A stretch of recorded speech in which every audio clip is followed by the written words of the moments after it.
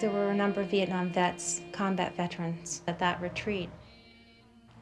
It made me understand how important a sharing of pain was. I came here because today's my wedding anniversary, and I didn't want to be without my husband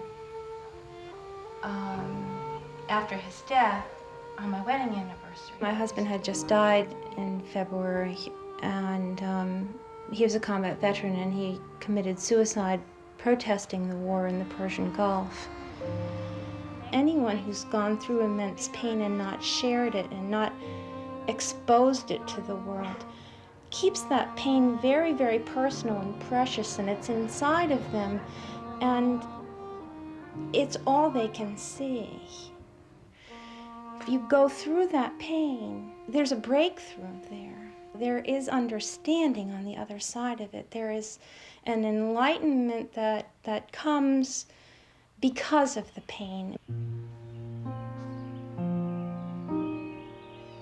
Only someone like Thich N'hat Hahn, who had been through the war, who had seen his brothers in the monastery die, and who had seen family members die and crippled, and he had seen so much hurt, he could speak to the veterans in a way that the veterans could accept and understand.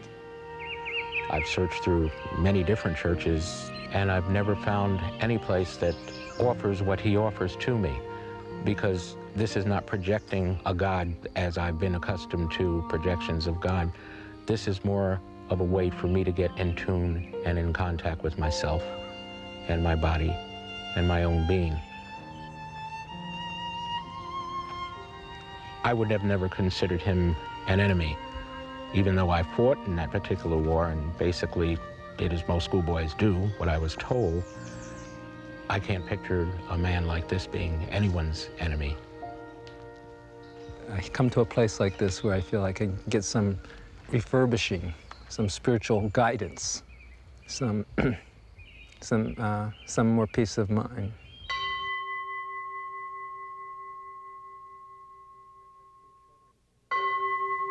I've had 3 children since the Vietnam War. The first experience of my birth of my son was a very wonderful moment. I was so happy, and then I remembered Vietnam again. And it was like nausea interrupting a feast.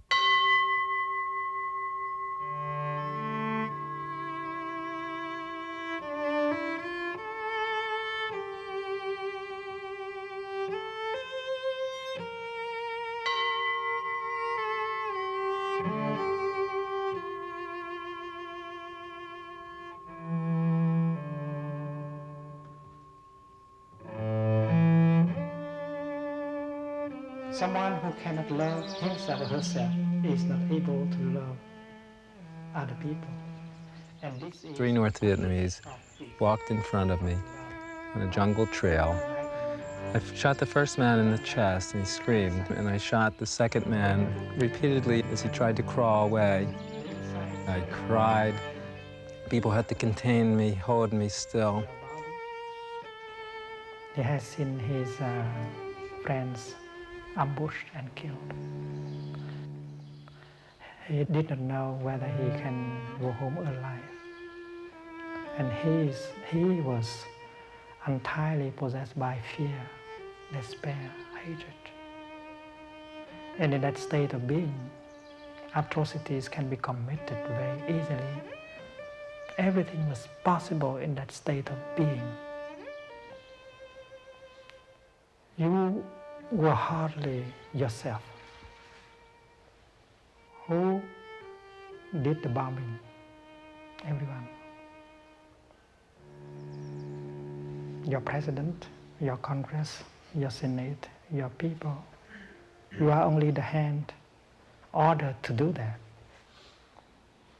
Why keep the guilt only for yourself? Why keep the regret only for yourself? You have to share it with people so that people will not force you to do it again.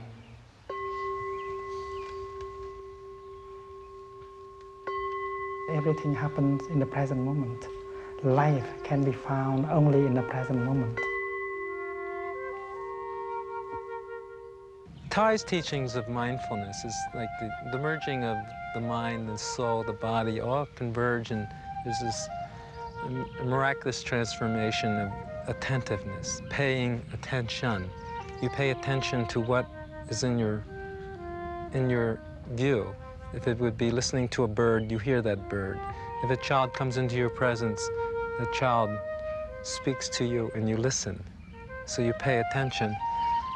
I know for years I would be mulling over the war, and my children would come into my presence, and I was there but not there. And I'm sad about that too, because the war does pass on to the next generation. Thay's teachings help me to manage my mind, where the things of the past don't have to intrude and occupy such a great, enormous space. There doesn't have to be such a block of pain. By mindfulness, you can transform that hurt and suffering, where it becomes energy.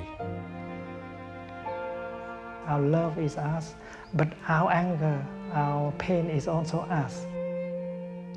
And when we have seen the roots of our anger will be transformed into another kind of energy, which is called understanding. Shelter the flame from the windstorm that rages, warming the place where tomorrow